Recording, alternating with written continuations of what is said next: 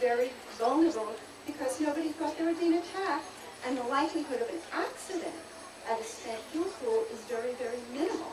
You can't have an accident, but you can easily have sabotage or attack, okay? And the consequences of that on a spent fuel pool, all you need to do is have the water that covers the spent fuel rods, 500 degrees, go down enough for the zirconium alloy, which coats the pellets and is flammable. To burst into flame, what you would have is an uncontrollable, unstoppable nuclear fire that would burn out of control and could not be stopped because nobody could get near enough to the fire to put it out. Okay? The area that would be contaminated would be between, this is the study, between, I think it was 8 and 75 times the size of Chernobyl.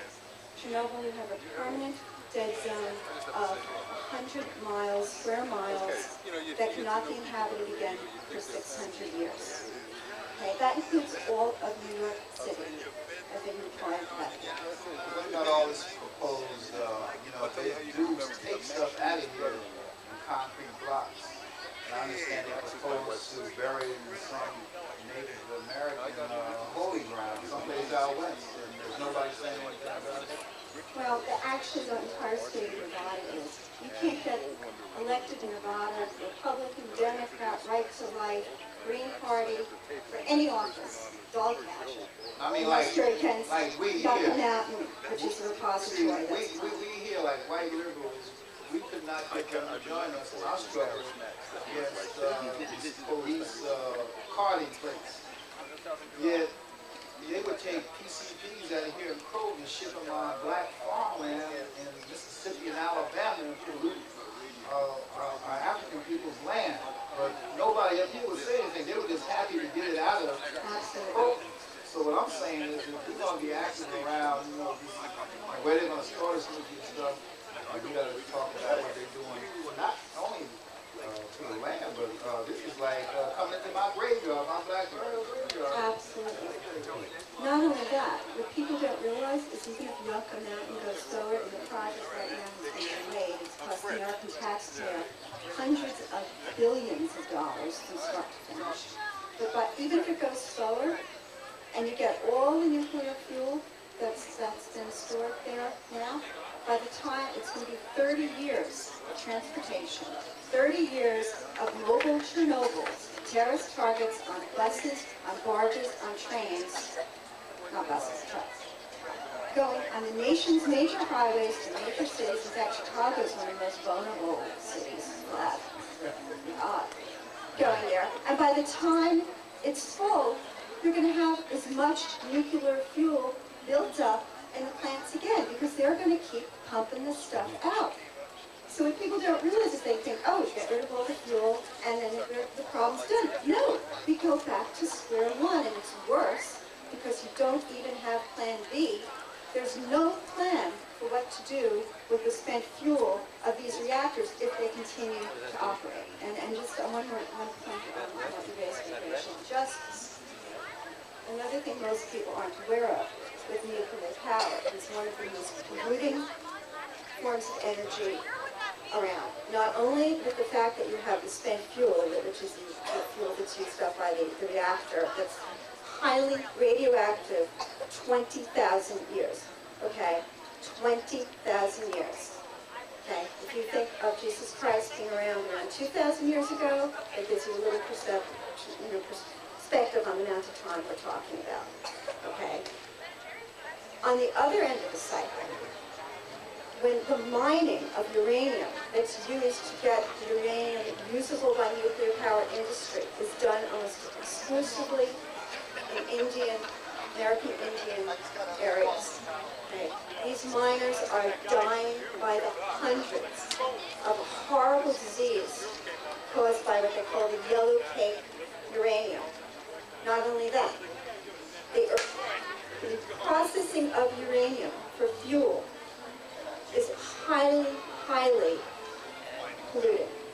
In fact, it's so polluting that they have most of the places where they do the mining, they have to have coal plants that are right on site, which create huge amounts of CO, dirty CO2 that contributes to global warming. So when you hear the industry saying, oh, nuclear power is such a great response to global warming, they are lying through their teeth. Michelle Lee of the Indian Point Safe Energy Coalition, and Sundiata's with us, and also Don DeVar of Westchester County here. He's a local activist and a radio personality here on Wednesday morning. Yes, radio, no personnel. Well, we'd like to thank you, Michelle Lee, for being here on WBAI and bringing us your perspective and the local, the activity going on with the 70 anti-nuclear. Well, not anti-nuclear. 70 organizations. Only a handful are anti-nuclear. Let me give you our website. Yeah. The acronym for Indian Point Safe Energy Coalition is IPSEC, IPSEC. And the website that we have is IPSEC, info.org. And we really use all the help we can get. Is there a number? Telephone number? There is. This one right here. It is 914. Oh, that's my number, but I'll give it to you anyway. It's 914. That's the Office of the Council on Conservation Policy. 914-393-2930. I'd like to really thank you for being here, Michelle. Thank and you. for your perspective. We'll be right back. This is WBAI, 99.5 New York. Sponsored by the Peace and Justice Center, but I believe there is a sister here that deals with that kind of stuff, supplying materials to. That's right, sister? Yeah. I didn't get your name. I'm sorry. My name is Jill Gruber, and I run a nonprofit community warehouse called the Hudson Valley Materials Exchange. And we're located at Stewart Airport. And our mission is environmental, to keep usable waste, like these wonderful wind chimes that came from Woodstock Percussion, who does the beautiful chimes. And they recently, this is interesting also in terms of the way the economy is going, they recently sent all their manufacturing overseas and sent us a whole tractor-trailer load of their stuff. So we have a 10,000 square foot warehouse, and in terms of the artists, what you were talking about is, yes, we specialize, the materials that we collect by the ton every year are materials that only would have been thrown out if we hadn't rescued them. Specifically, we collect materials for arts and education, in reference to what you were just saying, and building materials as well. And also in reference to what you were saying in terms of, we don't have any prisons using our program. They really could benefit from using our materials. But besides that, we also have an annual juried and judged exhibit of art made from garbage. And we're accepting applications right now. Our show will be in September, and it is in connection with the Hudson River Ramble event. And the other thing I wanted to mention is that we also serve teachers with our materials, and we're in the process of developing a Reuse of Us program. So what we're hoping to have is a vintage double-decker bus that we will house our materials on the lower level, and the upper level we'll be taking it around to schools. We can take it to prisons, we can take it anywhere anybody wants us to go, and we will do workshops and in-services on the top level. When you mentioned Stewart Airport, I want to give a shout out to the folks up at Spark, protecting the natural area around Stewart Airport. Yes. Yes, we very much support what they are doing as well, and we're in close contact with each other. Fortunately, our building is not on any of the undeveloped land, so they kind of gave us, actually, when we were going into Stewart, we kind of got in touch with them and to get their kind of stamp of approval, because we didn't want to undermine what they were doing. But our building is right next to the terminal. One thing that's really interesting about your organization, and that's especially talking about Celine Fullerton, is we actually did, as part of leadership training in New York City, work with various organizations that actually produce environments from reused material. I also want to take a thank you for all the material you gave the water, so we could build this incredible stage under which we are here, just looking at the Hudson. All the blue fabric here comes from a company in Boyceville in the most northern part of Ulster County, which is 2 counties up from here. And it's flag material. This is what they make American flags out. We have our booth is right across the street, and we actually are having craft workshops today. We just had the first one, the second one is at 3 o'clock. And the next one is at 6 o'clock. So people can come over and try their hand at making beautiful art. Let's say again just where we are. We're at the Clearwater Festival in Coconut Hudson, Croton Point Park, on the Hudson River. You jump on the Hudson Line, Metro North, take it out of Grand Central, 125th Street, or from Poughkeepsie or Points North for that matter, and it'll drop you off right at the site of the festival. WDAI, So here you are in the environmental nonprofit organization whose mission is waste prevention. And like I was saying, around 98, we actually met various organizations such as yours in New York State and New York City specifically that did this. Part of also their upstate programs, they said, was to give such training and workshops to prisoners so that they would learn a skill and be able to do things. And some of them were complete businesses actually, not profit only. And prisoners were learning the craft and being able to do something with it. But that's kind of contrary to what we see going on in prisons now, because you have Sawcraft and these industries now that make military uniforms and chairs and desks, and now here they're getting ready to go into maybe some kind of export business. She'll be like contrary to what they want to do to return us back to slavery. So and not learn a thing, because they want these slaves to be recycled, and that if you begin to get some kind of consciousness and stay out of prison, then you become a threat to the system. And that's why when I talk about Bob and how long he's been in jail, 28 years, you talk with guys like Sekou Odinga and people who should be out of prison, Sunyata Nkosi. It's not in the interest of the state to have them out here and join up with the forces that are out here, because they have already told us who they were 30 years ago. And he's a giant to our community that should be out here on the streets, and that's why we work hard trying to get them out. And these corporations, I mean, of course they're going to step into the future, because suddenly they had all these streets or hardly paid labor that could do things. And what this happened is that they put out of business a lot of organizations like Hudson Valley Material Exchange and businesses that constructed beautiful things out of reused wood, reused scraps of metal, and they were merchandising them. So what are the potential of having the Hudson Valley Materials Exchange actually bring it to the hood, bring it to the barrio, and do such workshops so as to provide economic opportunities for entrepreneurs, so that instead of being at the corner of the street, they could actually go for their own and create things and sell them. We're very open to that. We don't have the funding and the manpower to do it ourselves, but we do have the materials. And if there were ever any volunteers that wanted to come and get stuff, we have many artists who teach and craft people also. Actually, a lot of the people who are members of our program are in the business of making crafts. Well, like the chimes. I mean, they've actually come to us as is, but they are made by a craft person. And a lot of the people who use our program come and use our materials and sell them, just like we were talking about in terms of them having their own business and making beautiful things.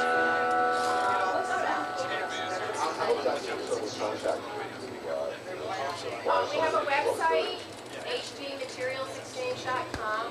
Our telephone number is 845-567-1445. 845-567-1445. What are some of your other programs? Well, the program that I just spoke of, our primary focus is our community warehouse. It keeps us very busy. That's where we collect the materials and we make them available to the community. We do craft workshops, we have art exhibits, we have an art gallery of art made from our stuff, and And then there's the Reuse Bus project, which is our newest project.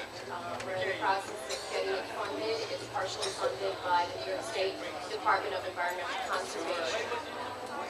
So that's primarily what we do.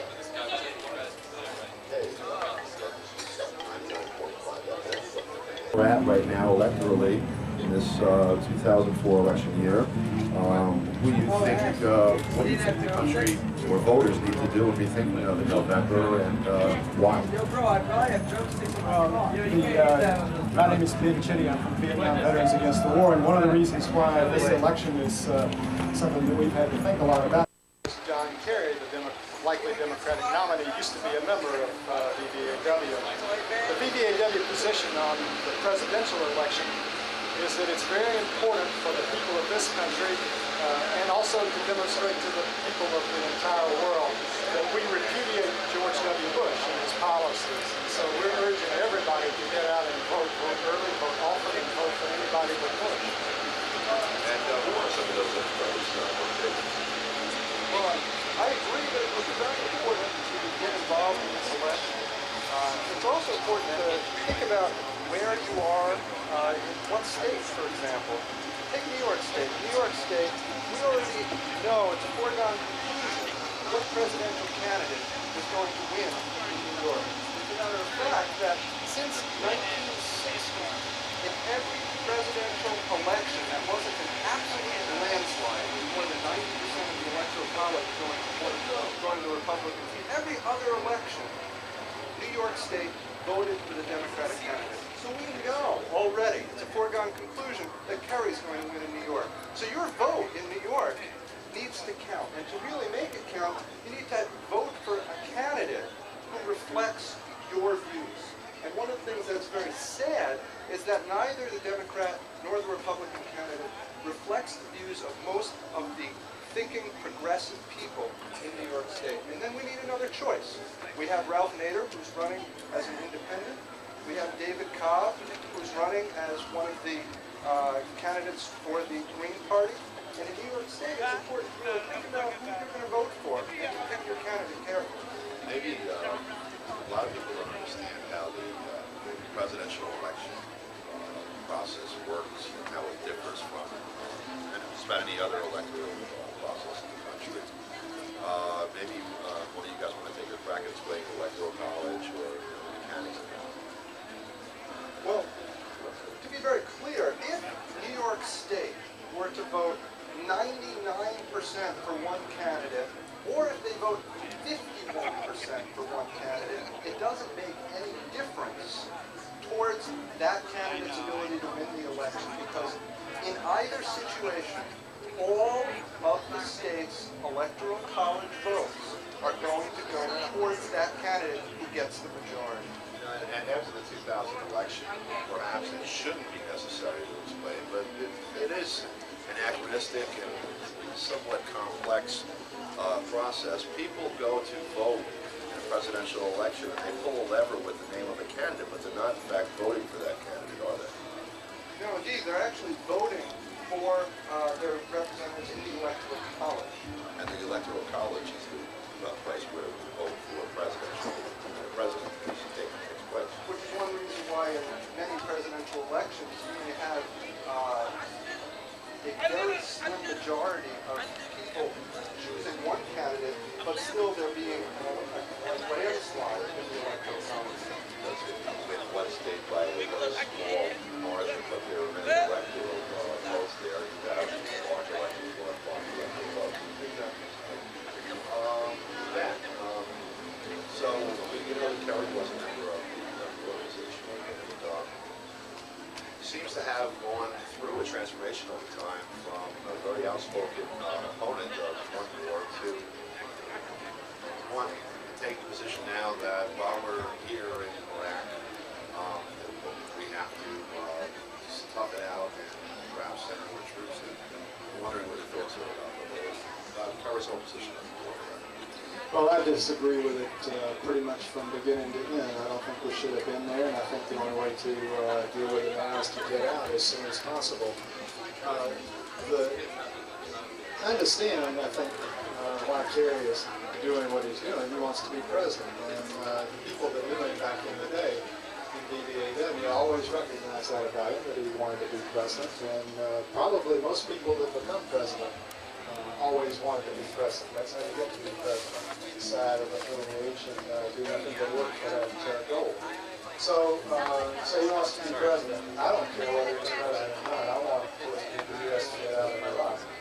Yeah, let me say something about that part. I think, to me it's like racist, because here you have, Kerry, opportunist, and, look, I've been to every VA hospital, participating in, the closing, stop the closing and stuff.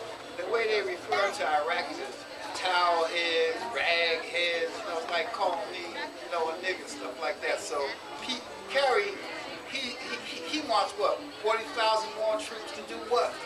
To destroy the country. So I think number one is a war, a race war.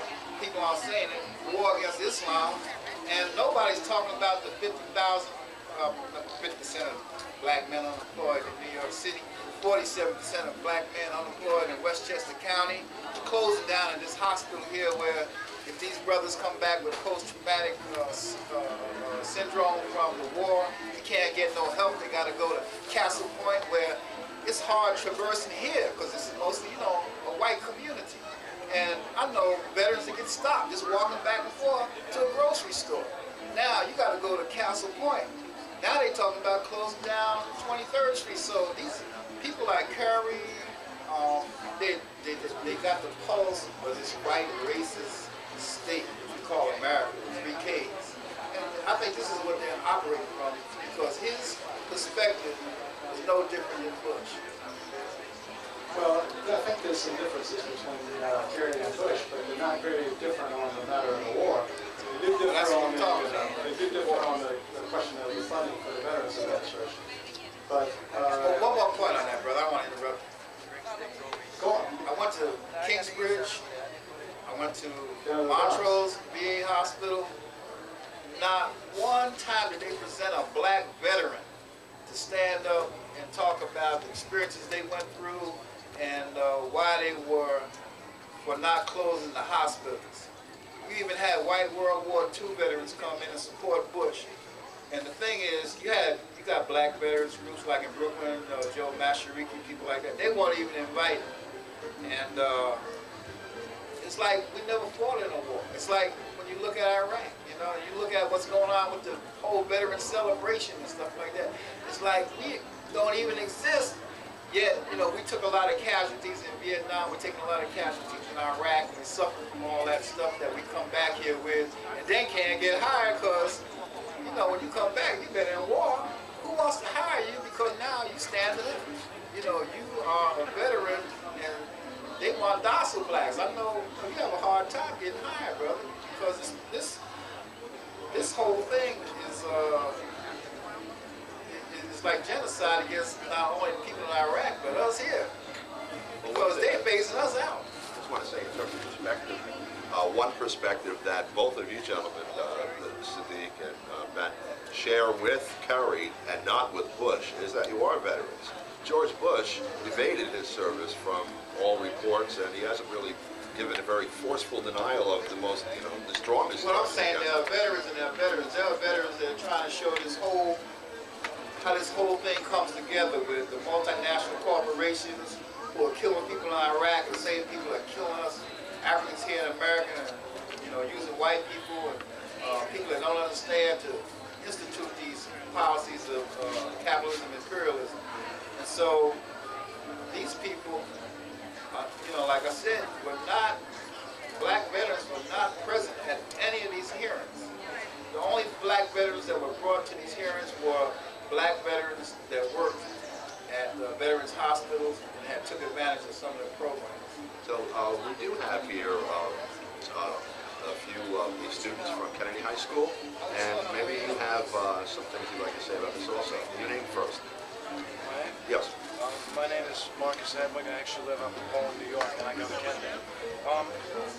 I just wanted to ask specifically about one of your points, the point you made about fact that we waged this war over in Iraq, and yet there's 51% or whatever the figure reported was of poor black men who are unemployed in Westchester County, New York City. What exactly would you suggest we do to change that? I know employment opportunities are something that definitely are lacking in this country, but I'm not quite getting how you could just apportion funds from one to another. Well, I'm not talking about apportioning funds. I'm talking about a government that came up with policies to have runaway companies, like send General Motors to Mexico, you know, to send Frigidaire to South America. This is deliberate, you know, so there's nobody talking about changing these policies like NAFTA and GAP, whatever they got. I'd like to ask a question of Mark. You know, this society, this government, these politics are going to other countries such as Mexico and Canada and instituting a draft, basically asking these brown people to come to this country and fight for this country, and yet when they are done with their time, they kick them out. What do you have to say about that? Well, I think that follows a pattern, a historical pattern. Indeed, it's exactly that way. What to me is sort of troubling is the pattern of the way we're involved in these countries. And people want there to be peaceful resolutions to problems. You walk up to anybody on the street and say, should we be able to find a peaceful resolution to problems? They say, yes, that's what we should do. But then when you get into a specific instance, you find time and again, well, this is an exception. In this case, the only way to solve the problem is through war and through fighting. And that's because they're being sold a picture that violence is the way to solve the problem. And until we take a step back and say, let's look at ways that the United States can be involved internationally that's helping the peoples of the world so that we're not making enemies out there, then we can really have true change. For example, policies like NAFTA and GATT hurt our countries, but policies like the World Bank and the World Trade Organizations are things that help these corporations who are moving the employees from the United States to other countries to work for low wages. These corporations then are given policies by the World Bank and the World Trade Organization in which they're allowed to exploit the peoples of countries around the world. And when that happens, you end up with even greater poverty around the world and hatred of the United States. When we stop being involved with these policies, when we start being leaders for equity around the world and justice around the world, we're going to find that there are many fewer times we're even asked to consider taking violent action against another. Yeah, also, one thing on that, in terms of being sold the solution, very often part of the problem is that we're sold a portrayal of what the problem is, too.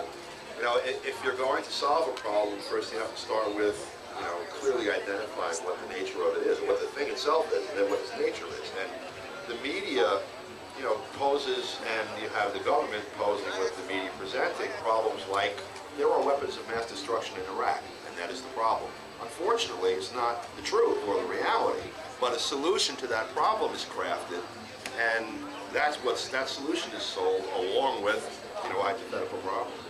Right, it's even a very limited picture of what's happening. Pick on one thing. Okay, if it was okay, it was given permission, and then we attacked it. We got some potential draftees over here who want to ask a question. Yes. Well, one couple of hostilities in the perspective of corporate-run USA is that Saddam Hussein, on the one hand, decided that he's going to cash in on the oil of Iraq in Europe. And we should not underestimate that. And the second is he recommended the other Arab states do the same, and even further. At the last Arab summit, before actually the attack on Iraq, the second one, Saddam Hussein discussed with the Arab leaders that maybe they should start investing in the East, because the West is not going to like us as Arabs, and there is this need of a build-up of the new enemy, which is Islam, now that the defense portfolio in this country is questioned, and now that the USSR is no longer the big enemy, and they had to find a new enemy, so we better, as Arabs, go and invest in the East. The United States corporations and a lot of analysts that I have interviewed from Washington, D.C. and from New York, when we also had discussions on WBAI about the politics of oil and the geopolitical need of a recontrol of the region and a restructuring of the region, address that. And this is not to be underestimated, because we all grew with this concept of the old history in which aggression meant, oh, they're going to attack us with arms. In reality,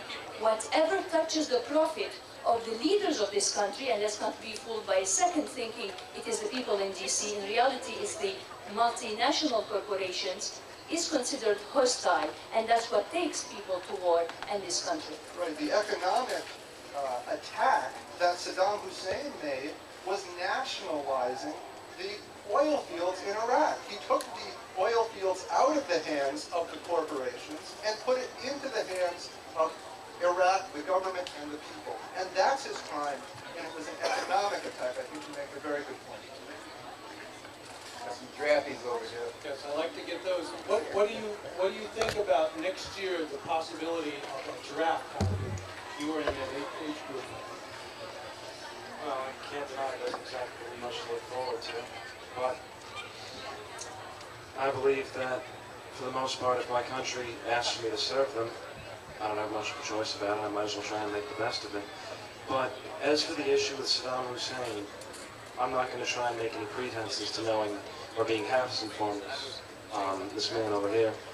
But all I can say is that from what impressions I've gotten, trying to make this situation a black and white affair of either Saddam Hussein being completely unprovoked and being totally unworthy of this attack, or of him being a complete aggressor, is just unfair and unwarranted.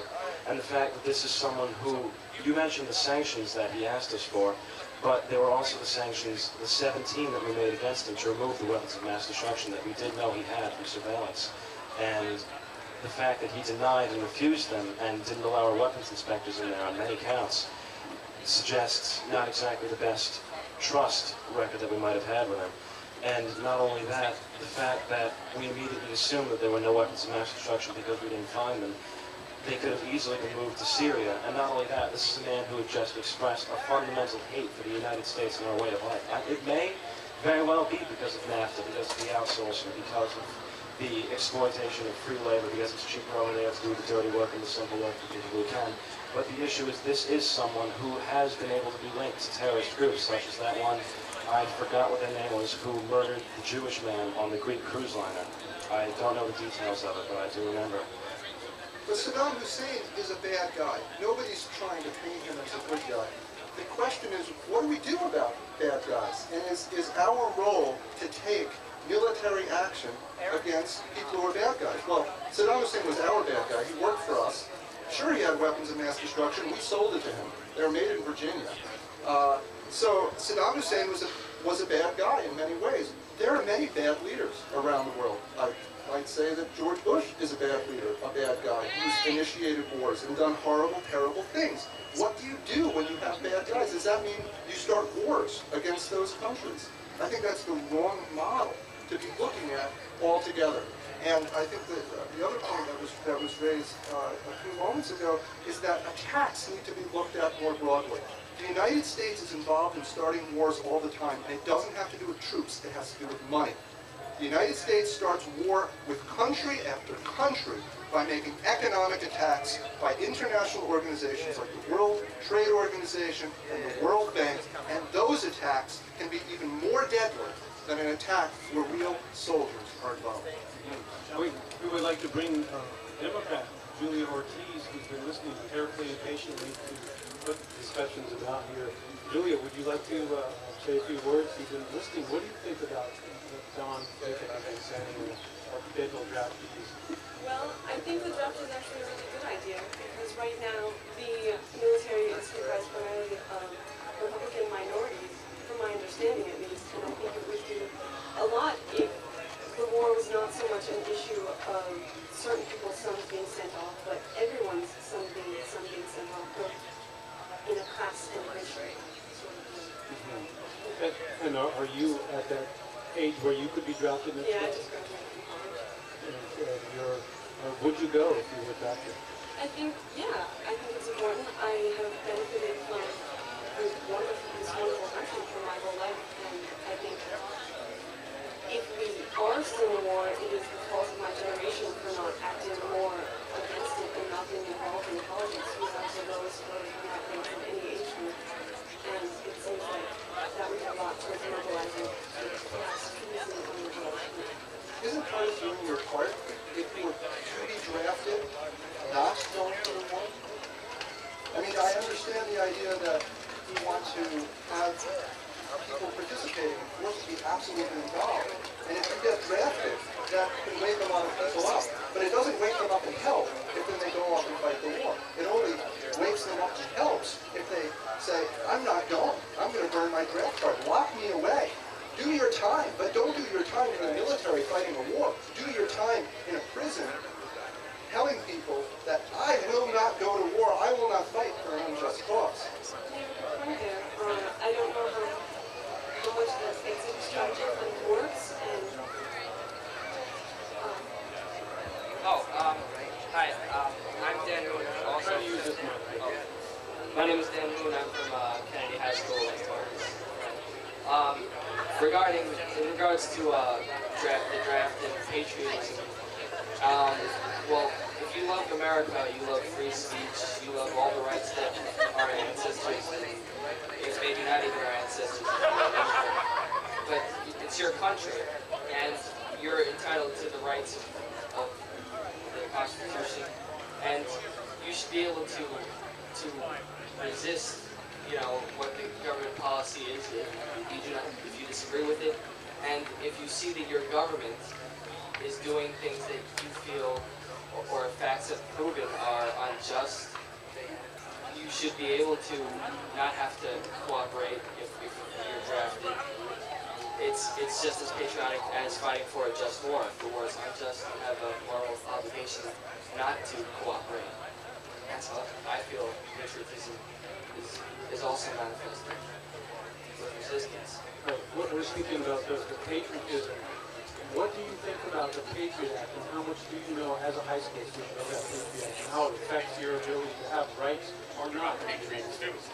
The Patriot Act, I don't even know why they call it the Patriot Act, because if anything, it's anti-patriotic. How can you trust a government who's always trying to pry into your business and trying to label you as a terrorist or a menace to society if you're just trying to voice your opinion, which is as valid as any government official's opinion. If they're trying to label you as something you're not, just for a second, how is that at all in accordance with the philosophy of American democracy? I just want to say one thing about the Patriot Act, because I spoke before the County Board of Legislators in Rockland County. We talked about how a lot of those provisions in the Patriot Act came out of the oppression of African Americans, particularly the Black Panther Party, Black Liberation Army, the Chicano movement, Native American movement. And I'll show you the attitude of the legislators. And I think what we hear, we got to do some work too in schools. But after I finished speaking, one of the legislators stood up in Rockland County. He said not only was he going to vote for the Patriot Act 1, but he was going to vote for Patriot Act number 2. So this is how they feel, but the thing is, what I wanted to say that this stuff was used against us during COINTELPRO. I mean, myself personally, with Giuliani putting a subpoena on my telephone for 180 days back in the 80s. So this whole thing is not new to us. It might be new to white folks because now they're going in to get their books. Because see, what it is white folks is coming, they're being oppressed, they're coming in and joining with this struggle. And they're seeing their mail being opened, they're seeing their library books being taken. I mean, how many, the Honorable Elijah Muhammad told us one time, if you want to keep a secret, put it in a book from black man. But so it's the white people like showing, I go to the libraries, most of the white people getting their books. Who is this? Who is that? What is it mean? This is WDAI, New York 99.5, and we're having a electoral politics roundtable with several people from the Green Party, Democrats, right wing, left wing, and veterans. And we now have a person, a young woman, who would like to say a word or two. Your name is? My name is Emma Felicity. I wanted to ask you a question, sir. Obviously you're against the war and everything. I want to ask you, how did you feel during September 11th, and what would you do? How would you react to what that was announced? What would you do? Well, that's an excellent question. You know, I felt as horrified as everybody else felt on September 11th that such an act could be done. On the other hand, it's hard to say that I felt surprised. I didn't feel surprised. These sorts of terrorist acts have been taking place around the world for centuries. And the only thing that makes this act so different is that it happened on U.S. soil. And what you have to do is look at and analyze why it happened. Because certainly the reasons that were given by our leaders as to why it happened have nothing to do with reality. It doesn't have to do with any jealousy of the United States. That's a pure fiction. The reason the attacks happened on 9/11 is as a result of the foreign policy of this country. Our country, through economic means and military means, but predominantly economic means, has created a situation where there's mass hatred of the United States. So you ask me, what would I have done? I would have looked at those policies and started to make changes in those policies so that instead of using economics to open up markets for corporations and to make loans to countries which in the end just create greater and greater debt and greater poverty in the countries because the conditions for the loans require reduction of health care, reduction of education programs, reduction of self-sufficiency farming programs. Instead, I would look at changing those economic policies so that instead we're loaning money to countries as they educate their people more, as they develop sustainable ways of production, means of production in agriculture, so that the hatred of the United States would become decreased, so that the ability of people like terrorists to gather others around them, to gather people who are willing to die in order just to make a point about how horrible the United States is. Those people, they would wither away and disappear.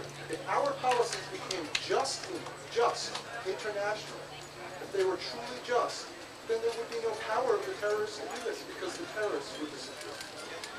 I just want to ask a question because I like to know how we, even on the left, use code words. Is it an act of terrorism when you fly an airplane 40,000 feet overhead unseen and drop bombs at innocent women and children? Is it an act of terrorism if you engage in maintaining an Apache helicopter that goes out and wantonly shoot down people all over the world? Is that an act of terrorism when you willingly say that if my country called without invoking your own conscience that you would go out and kill innocent people? Is it an act of terrorism when you have a CIA that performs actions around the world for which you cannot speak to the American public about? But what do we do about that when you use the word terrorism? What do you mean by it, and why is the word terrorism not applied uniformly across the board to actions of governments and individuals who act in the name of governments to commit crimes against humanity, to destroy human lives, to destroy the environment? Mostly because the winners write history. So the terrorism that the United States commits doesn't get described properly because the U.S. usually wins. And so they're right. The extermination of the Native Americans is not called the extermination because the U.S. won. So that's one reason. Certainly one of the greatest terrorist acts perpetrated on the world in the last decade were the sanctions against the people of Iraq. And I think that needs to be very clear. These were sanctions against the people of Iraq. They did very little to hurt the government of Iraq. But according to the United Nations, we had over 1 million people dead as a result of these sanctions, which did no good. Did no good in order to make positive change. Those sanctions were terrorists. Now, if you want to think about terrorism, you have to juxtapose 1 million dead versus the terrorism done against the United States. Some 4,000 dead. 4,000 dead is horrible. The fact that they're Americans is horrible. But why don't we work up the same level of outrage about the million Iraqis who are dead? Yeah, we see. Who here believes that the war in Iraq against the evil Saddam Hussein, it was a good thing and it was inevitable? I don't necessarily believe it's particularly good or bad. At first I thought it was something that needed to be done, now I'm not so sure. But I think to label anything in black and white terms as almost barbaric by saying that the entire mission is to murder innocent people, to go out with the sole goal of murdering innocent people, is unfair. While collateral damage does happen, there is no goal, there is no direct intent to kill these innocent people.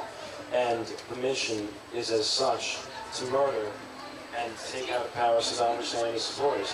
And not only that, but to say that it's unjust to just blindly follow my government. I don't want to be accused of blindly follow anything.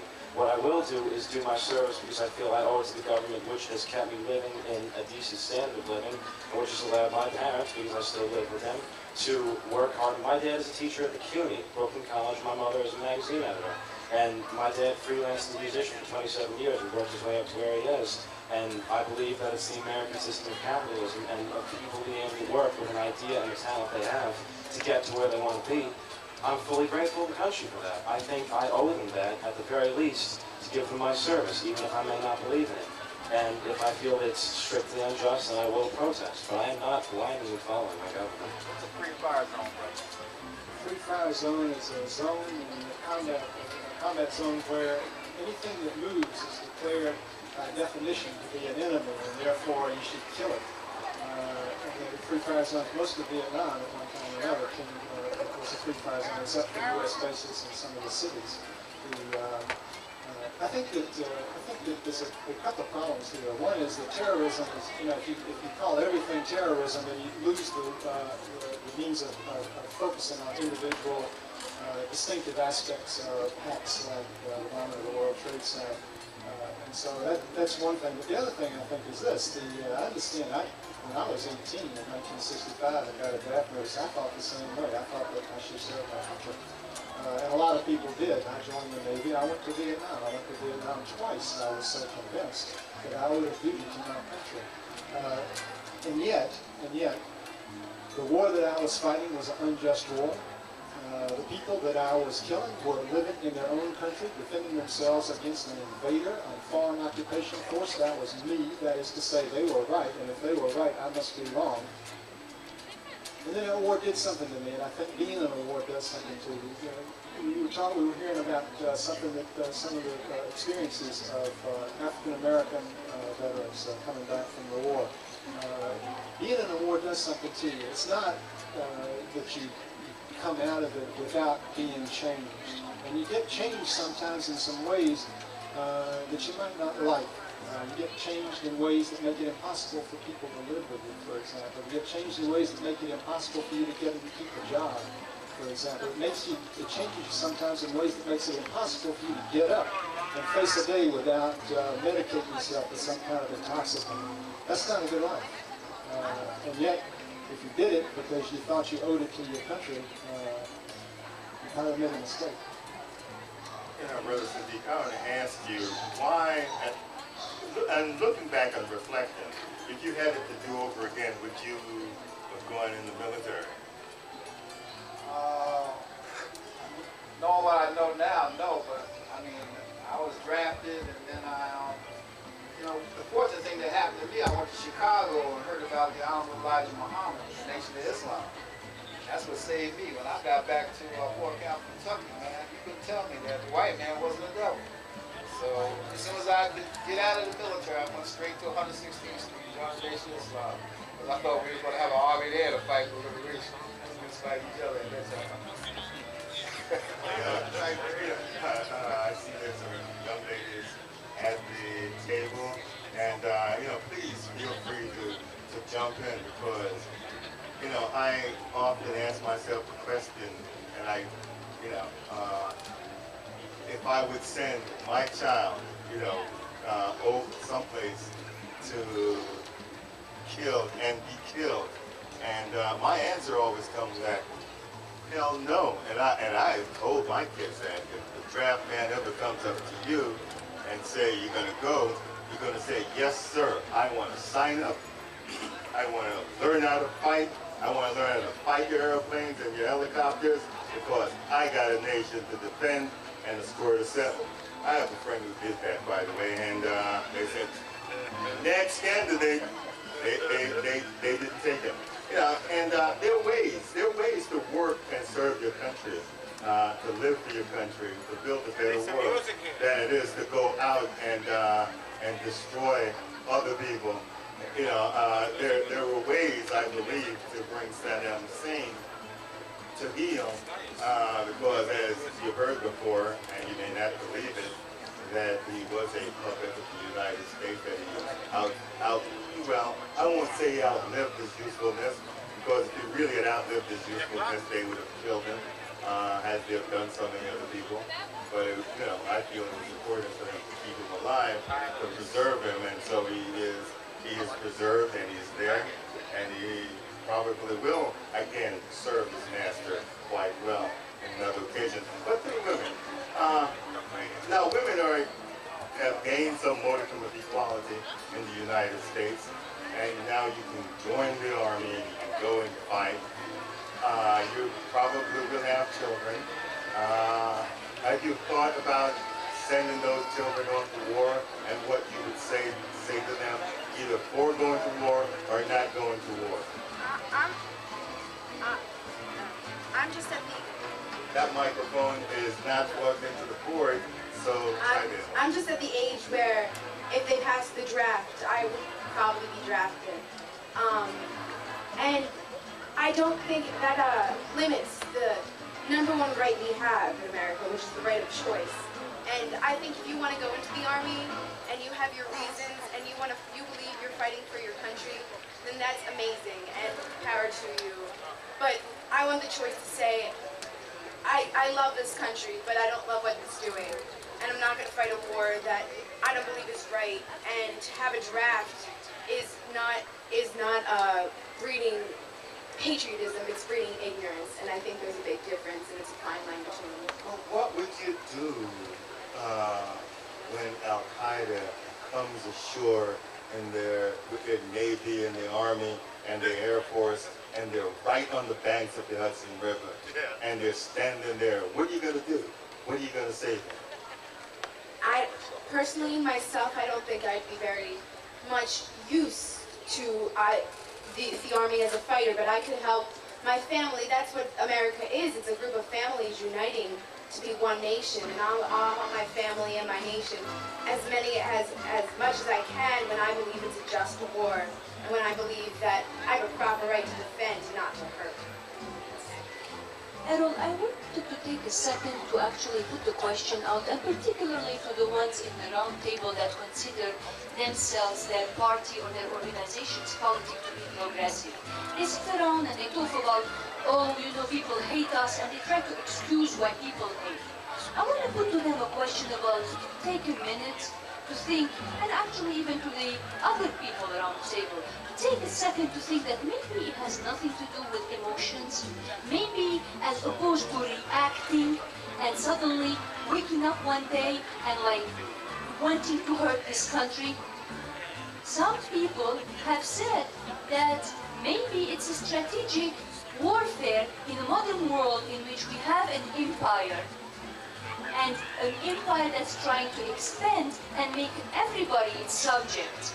Maybe this is why people might have had the attack. I mean, Zia Saridar in his book, Why Do They Hate Us? And by the way, for the edification of the listeners and others, this phrase came about from one of the women that walked out of the World Trade Center full of dust and in gaze wondering why do they hate us. The TV captured her, and now it became this like catchy phrase trying to describe what some people call resistance to the empire, resistance to the United States, but in any case. So maybe it has nothing to do with hate. It just has to do with trying to defend the children. Maybe it has to do with trying as a desperate act of survival. People upset that they don't become terrorists, that they are driven to suicide as a kamikaze, what the Japanese did in World War II, and we understood them to so much sometimes, or not, depending on which side of the World War II we were. And suddenly, this knowledge seems to have disappeared. So I want to put that out to you. Take a minute to think that might not be emotional. Well, I couldn't agree more.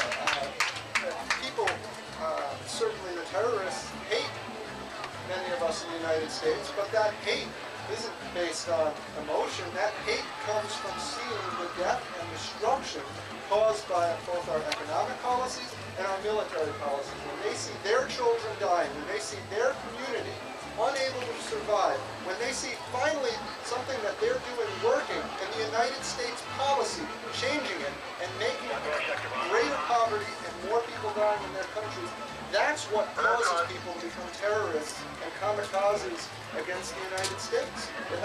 That hate is the result of the policy. The emotion is the result of the death and destruction. And we have a young lady here. What's her name? Julia. Julia, can you come closer to the microphone and come on your tip of toe? Because see, we have set these microphones for the tall men, strapped in the audience, former veterans who are going off to war and have now entered or reformed, and that for prospective peaceniks like yourself. See how I'm characterizing that. I don't know what your position is on any of this, but go ahead. The mic is yours. I would not suggest that the hate for the United States is an abstract emotion just based on cultural differences like Huntingtonian clash of civilizations or anything like that. But I do think it's certainly to be respected, the strong emotions that our foreign policy has induced. And that's something that our foreign policy needs to be examined, not any reaction. And we need to look at the cause of this, not really what's happening. We use hate as such a blanket word, as such a cover. Do you think people out and out 100% hate the United States? Or is there some specific aspect of the United States that people don't like? I think there's a lot of respect around the world for the freedom that we have as United States citizens, but certainly the way we comport ourselves in the international sphere is reprehensible. We don't really tend to support those values that we value ostensibly at home in our dealings with other cultures and states, and I think it's really important that we start to do that more. If you were conducting the United States foreign policy, what would you do differently? Well, get close on the mic, please. It doesn't bite on Saturday. Just on Saturday? No, it doesn't bite on Saturday. Again, you're listening to WPA 99.5 FM in New York City, and we are broadcasting from Croton on the Hudson. It is 1:52 in the afternoon, and it is a wonderful day.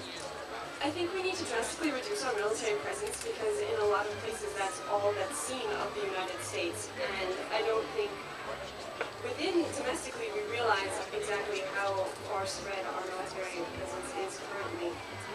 In a lot of countries, especially I'm a Latin American studies major, we don't tend to understand that that's the primary aspect of the United States that's seen. I studied in Mexico last semester, and the CIA, La CIA, is, familiar, like people tend to attribute a lot to that, and I don't think we realize exactly how far we tend to go and stuff like that. So I would say we need to start doing maybe more programs like the Peace Corps, sending development volunteers, stuff like that, less involvement with multinational corporations, less involvement with the World Bank and IMF and very stringent requirements on loans, and more like small-scale development projects.